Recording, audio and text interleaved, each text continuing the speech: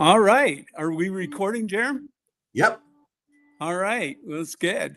Hey, good morning, everybody. And hang on here. Let me change my view. That music coming on your end?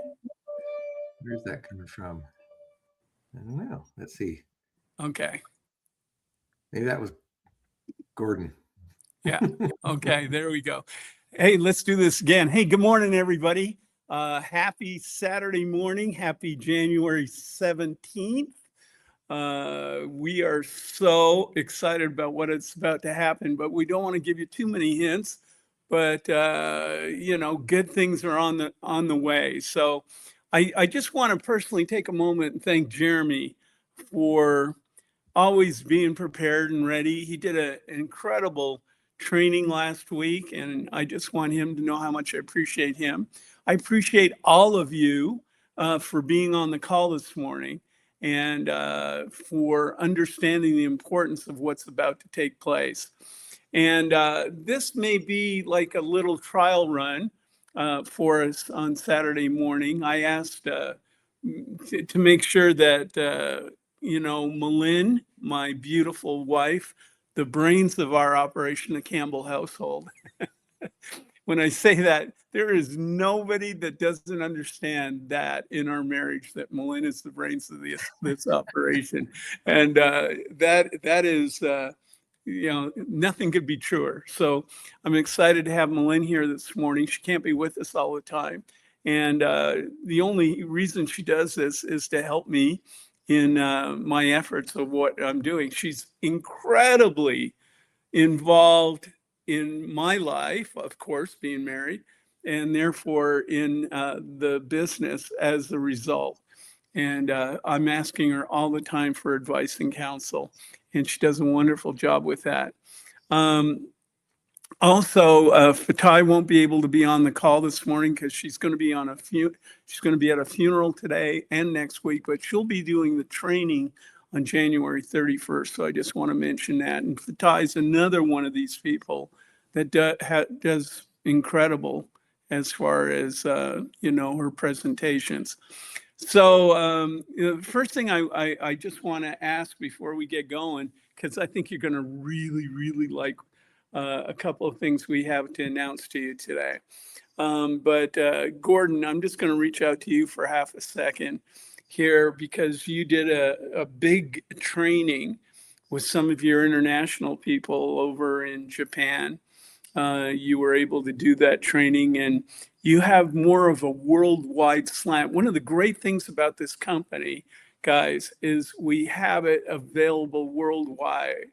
And it's a tremendous advantage because we don't have any borders to worry about and we don't have any products to warehouse or ship that way. And so when you have products like we have, that's an advantage. I just want you to just take a couple of minutes, Gordon. You were on the call with Bob last Tuesday morning with Malin and myself. And leaders, I don't want you to forget your teams.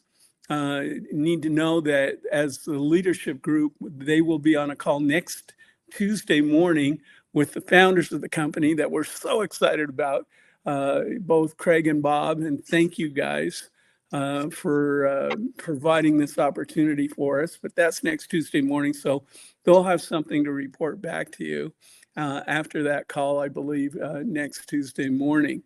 But Gordon, I'm just going to turn the time over to you just briefly, just to say from your perspective how things are looking on a worldwide basis. And you need to take the mic. Yeah, there you go. Yeah, I'm here. I listen, I have never been this excited in my career. I've never been this excited. We did a call a while ago now, but we did a call when and the call was in Malaysia, Singapore. We had Borneo. We had like so many Taiwan, and we had leaders from all those places on that call, and in China, and all the different languages, and Burmese. I don't know what they speak in Burmese or whatever it is, but but all the different languages. And we were on a meeting, and every single one of them participated, and we could, and it was translating in real time all of the information that was going on in all those different languages at the same time. It was a real amazing experience, and it just brought the whole world together. I mean, it was like we were all in real time together, no matter what language we spoke. That's never happened in MLM. It's never happened. That capability has not ever been there. So when we get into the foreign markets, and I'm excited about it, we are going to see some explosions happening. And we had a call the other day with there were about 30 people on the call. Probably almost all of them were Japanese, and probably half of them spoke English. But they're very excited. Everybody's excited. And, you know, when you deal in the Asian markets, they get real focused on detail, minute detail. And in fact, it just amazes me how their brains work. I mean, it's remarkable. And they are so excited. I'm telling you, I've never seen more excitement in the foreign markets in anything I've ever done. And I just wanted to say, Gordon, when I wanted to build globally, I didn't know anybody anywhere in the global market, and I ended up having massive global organizations. Oh, all of us are. Yeah. Everybody is. Everybody on this call, I guarantee you, you will have downlines all over the world. That's Yep. going to happen. That's Yep. just going to happen naturally, because this thing is it's called momentum, and we will hit a momentum. We don't have enough products yet. We're not going to hit momentum. I bet you it's going to be 8 to 12 months before we hit maximum momentum. You know, we got some exciting things to talk about there, but I don't want to let too much out of it. Okay, I'm not getting, so anyhow, we're going to get there. But I'm just so excited for all of us. And all we're doing is we're setting up a place where all of your people that are going to spread all over the world are going to be able to communicate and participate. So anyway, I'm excited, Steve. Yeah. So I'm going to turn it back over to you. I just want to tell you that, you know, one of the things we all need to do is really focus. And we need to make sure when we get out there with these new products, everything is covered. Yeah, everything's covered. So I'll turn it back over to you. So with that in mind, I said to Malin, I said, hey, you know what's about to happen here. We have experienced this personally with global, you know, going from nothing to global, going from not having an organization to having an organization with hundreds of thousands of people involved. And you go, how did this happen? And it's about to happen again. And so, you know, I went to the brains of our operation, like I said, Malin, and I said, hey, sweetie, would you mind just looking at, you know, a couple of these things? And she's just going to tease you a little bit, I think, this morning, because last night we went through a whole complete presentation. And I got to tell you, I was just going like, oh my gosh, Katie barred the door. I'm ready to go. After seeing that, like in a way I haven't been, just like you, Gordon. I'm so excited. Just like Jeremy, I'm so excited. So with that, Malin, are you there? I'm here. All right, there she is, my beautiful wife. And you know, she's got a million things going on in her life.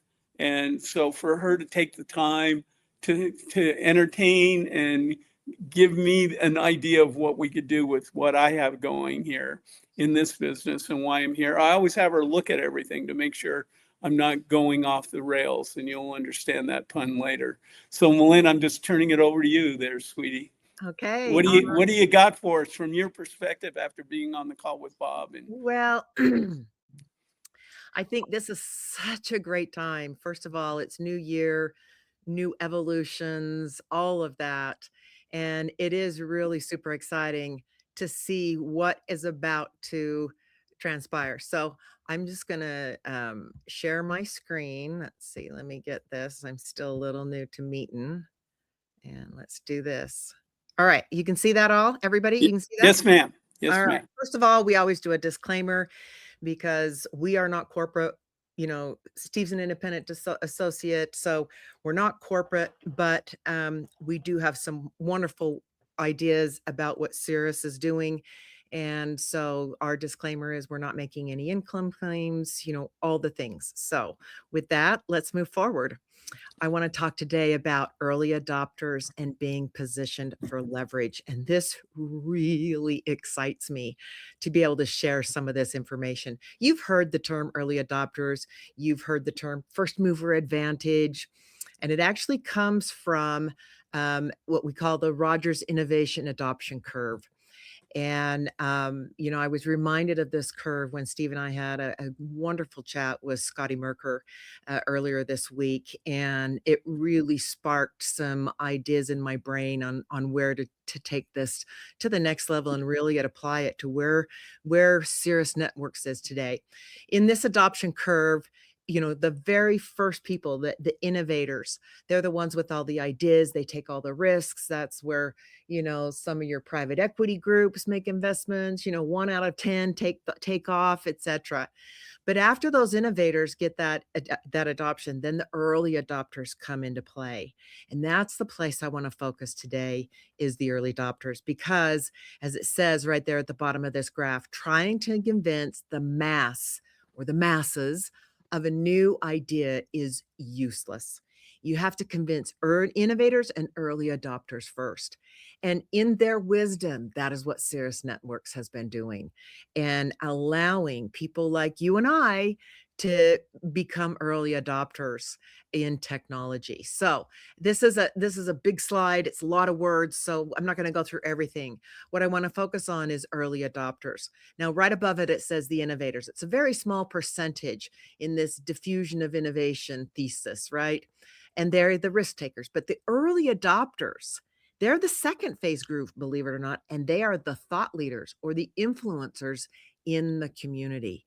And that is where, when companies adopt a technology product before it becomes a mass market product, and that's around 50% adoption, they have a better chance of dominating the market. They enjoy the first mover advantage, and it leads to higher revenue and a better market position. Now, that's stating about companies that become early adopters.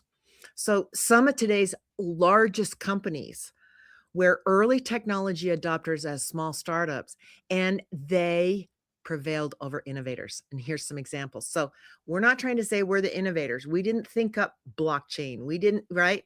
Here's some examples. Okay. Believe it or not, Altair, developed by MITS, was the first personal computer, but Apple Computer cornered the market as an early adopter. Okay. Early 1990s saw search engine innovators. There's a lot of them listed there, but Google became the de facto search engine. Early adopter, not necessarily innovator, early adopter. The Stanford Federal Credit Union is credited as the organization to first provide a digital payment option. Yet, as an early adopter, PayPal dominates the industry today. Early adopters have an opportunity to learn from the mistakes of innovators, and they can tailor their products and services to serve their target audiences better. Cirrus Networks is the first company to adopt multiple innovator technologies by building a layer 1 blockchain, so blockchain innovation, to support a tokenization, consumer utility economy. SaaS products that are out there that don't have a way to tie into all of these innovations. And yet Cirrus Networks is nailing it. They are the early adopters. That logo you are going to see everywhere as people understand what Cirrus Networks is doing. And the best news for this, guys, you don't have to personally know how to build the technology. You don't have to know how to build a layer 1 blockchain. That's a big, huge, heavy lift. You don't have to go find the SaaS products. You don't have to figure out how to tokenize those products and get them on the blockchain. You don't have to do any of that. You can be an early adopter, though, by number 1, being a node owner of 1 or more nodes, right? And you can be an early adopter by sharing what Cirrus Networks is doing with other node owners and with customers in the Gnodi rewards ecosystem. So the vision didn't change. the timing is maturing, right? 2025, it was a belief-based story. I look back at when Gordon and Steve were first investigating this, and they're going, well, I don't know, there's just something in the air. We feel it. Our gut is telling us this is going to be the next innovation. This is going to be the next wave. This is what's going to take, networking to a whole new level. It's going to invite younger generations. It's going to clean out all the bad caca that's been, plaguing our type of marketing system for decades. And so it was a belief-based story. It was something in their gut. And as they shared that gut with the rest of you, you also got that feeling like, I'm not quite sure. Some of you have been dabbling in blockchain and dabbling in this. So you've been so helpful. Jeremy, your trainings, and Fatai, Scott Merker, people who have been playing around in this have helped emboss that belief into our souls. But it's been a belief-based story. Now, 2026 is a proof-based story, right? Because now as the products start coming on and as more adoption is taking place, the proof is going to be in the story. So then they were building the rails, right? Building the blockchain, adapting the compensation plan to be more closely related to the behaviors we want to reward. That's building the rails. Now the first trains are at the station and more are scheduled. Guys, nodes were never the product. Even though that's been a primary place of volume, that was never the product. Nodes are the infrastructure. And that's the infrastructure play. And it's ongoing, always, always ongoing. But now the utility begins. So I want you to get this saying in your brain: rails before trains, rails before trains. Had stage one was building the rails, getting the blockchain, getting the validators, getting everything ready to go, getting the tokenization that takes an outside SaaS product. Cirrus Networks isn't the first to bring a Meetin type product. They're out there. Even Meetin existed before now. But they're building the tokenization that puts it on these rails that we've built, these blockchain rails that can build a whole ecosystem for rewards. So building the rails was important. Now putting the trains on the rails through tokenization. They're not the first to build tokenization. They're not the innovators of tokenization. They're the early adopters to bring tokenization into consumer ecosystems. And now stage 3. It's high passenger traffic. It's the ecosystem adoption. So it's infrastructure first, utility second, and adoption third. And you don't have to be a blockchain guru or a tokenization guru or feel like you're proud of crypto, which some are, or ashamed of crypto, which some are, afraid of it, excited about it. You don't have to have any of that in your quiver of arrows. What you have to have is the understanding of your position as an early adopter, hanging on the coattails of Cirrus Networks. And that's what you have to understand and really, truly adopt in what you're going to do next. So this is where the blockchain earns its stripes. When everyday people use it without even caring that it's blockchain, the next 90 days are going to matter, because the first quarter of 2026, there's going to be product releases that are going to start creating momentum. Now, I'm saying start creating momentum, where you're going to now start the process of going from early adopters, right? And you need to gather more and more node owners so that you are in a position with an entire army of people that can build customers, right? Because that's when you take it to that early majority, right? And you start building enough early majority, that's when you get the momentum, probably near the top of this early majority curve. Now, if I were to overlay another graph on here that shows income, what happens? Many of you have seen the bell curve, or the curve that we show, the momentum curve. You've seen it probably multiple times. I should have added it here. I didn't. I ran out of time as this all came to me kind of late in the game. But if I were to take an income curve, This is your concentration stage, right? Or, and then it starts to go into that growth stage. And right here is where you'll see momentum. That's when it starts to take off. And then you have that leveling off. So this is where we are. This is the chasm. You've been an early adopter. You have a chance to go gather more early adopters, more node owners who really understand and do everything they can to capture as many of these early rewards. Because those of you who have read the white paper, you know that April 25th, it goes into the second phase of rewards out of the white paper, which is a halving. So right now, 50% of all the rewards that have been allocated have been getting allocated this first year. That will have come April 25th, which means all your rewards you're earning here, you've been earning at twice the rate that will happen in after April 25th. That means the value of your rewards is higher earning before than the rewards who earn after. And yet those rewards are still going to earn value, because every time they do a halving, there's more value in the earlier rewards. And the value really comes from the adoption, those customers on the train station, at the train station, and hopping on the train. So where are you going to land?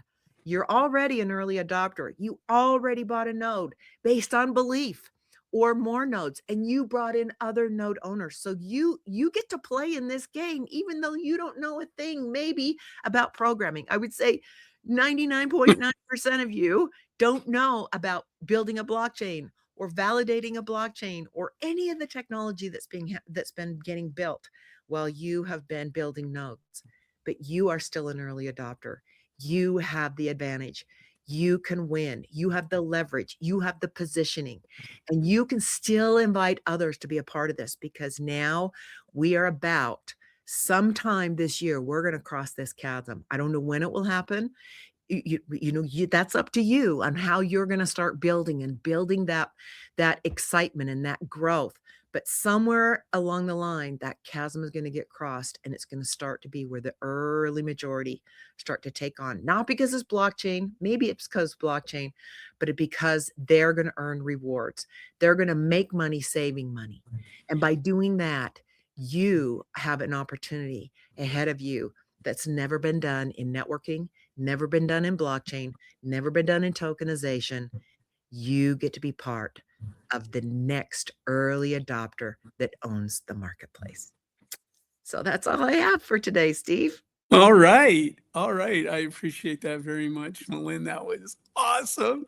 And I get excited seeing that. But anyway, all right. So thank you very much, Malin, for that. By the way, guys, she's built a much bigger presentation based upon what's going to happen in the next couple of weeks. And so I want you to stay tuned for that, because that's where things get really exciting. We've been involved in early adoption opportunities before. And thank goodness we have, Malin, because it's changed our life forever. And we anticipate that this will change our life forever as well. I remember when Craig, just to kind of give you an idea, I remember when Craig approached us, Craig Pickering, for the first time, and he was talking about how he had this idea that you could sell sneakers on this online venue called the internet. That sounds funny now, but selling sneakers on the internet, and people thought he was crazy. They'd say, "Hey, I could just go down to Foot Locker. What are you talking about? Buying shoes from?" It didn't make any logical sense. And yet he was an early adopter. He was an early innovator. He was somebody who figured it out, and it changed Craig's life forever. And then Craig comes on here and says, "Hey, this is Web3 we're about to experience here. This is a new thought process." And he convinced me. Been there, done that. I'm going to do it again. This is the most exciting thing I've ever done. And when you listen to Craig talk about it, he has that vision. Bob brings the network marketing piece to the vision, that this is Craig's vision. And Craig was smart enough to know, hey, we need to have adoption. I'm going to go to Bob. Bob's a professional. He understands networking. I'm going to bring the two together, blockchain networking, SaaS products. This is something that's never been done. And you guys have the opportunity in the next couple of weeks. That's all I'm going to say about that, Gordon. I'm not going to, spill the beans on this. But for the leadership, don't forget Tuesday morning, and you'll probably hear. If not, we'll see what we can find out, from doing that. But, you've paid the price, you've stayed the course, and now you're about to be rewarded. Very similar to, hey, you buy a node, you go out and work and you share nodes and you get the rewards. And now you're about to get the rewards for using the products. How Steve, fun I is just it? want to throw in Yeah. another analogy. Yeah, sure. Because this is really what we're talking about is Reese's peanut butter cups, right? Craig did not invent the internet. He did not. He told me he did. What? What are you talking? He did not invent sneakers. And Reese's peanut cups, they did not invent chocolate. They did not invent peanut butter, but they put it together and created an amazing opportunity for Reese's peanut butter cups. And Craig didn't invent the internet. He didn't invent sneakers. He didn't invent retailing. Blockchain. But he pulled it all together for iMall. And now here we are again. You've got people who know how to do that. They've looked around the corner before and had success. And now you have an opportunity to be on those coattails because they didn't invent blockchain. They didn't invent tokenization. They didn't invent SaaS products. But what they're pulling together with Cirrus Networks is the ultimate peanut butter cup on steroids. And you get to be a part of that. When Satoshi Nakamoto, excuse me, invented blockchain back in 2008, and then Bitcoin came right after that as a result. And so it's hard to believe that's 18 years ago. And yet most people are just hearing about blockchain today and what's happening from that standpoint. So thank you so much for throwing a couple of those thoughts together. I know we've got like 30 more thoughts and slides, and we're gonna trim it all down into, I told Jeremy the other day, about a 30-minute presentation that we'll be able to use. And it's got all kinds of pieces to it, not to mention the compensation plan, which Bob always tells we should lead with the compensation plan because it's so powerful. We're only talking about rewards. We're not even talking about the compensation plan on the products yet. Guys, we got it all. It's so exciting. So with that, Jeremy, any last thoughts on that from your perspective? Oh, I love it. This is so exciting. We're stacking the stuff, right? That's right. Stacking. That's yes, this is so fun. And I love that analogy of the peanut butter cup because it's true. That's really what it is, right? We need a peanut butter cup that has like 3 sides, so we got the triple threat. Anyway, so thank you, Lynn, for your presentation this morning. Thank you, team, for hanging around and, staying faithful. You're about to get rewarded for that faithfulness. And then we're going to go. And when we go, it's going to grow fast because people are going to catch the vision. They're going to say, hey, this makes sense. I want to save money. Why not? Who doesn't? And so you'll like that. So with that, everybody, I see 30 minutes is up. Hey, we did good, Jerem. 28 minutes on the recording. We did good. But we will talk to you guys next week, and the leaders will keep you close to the vest on what's going on. Thanks, everyone. Bye, everyone.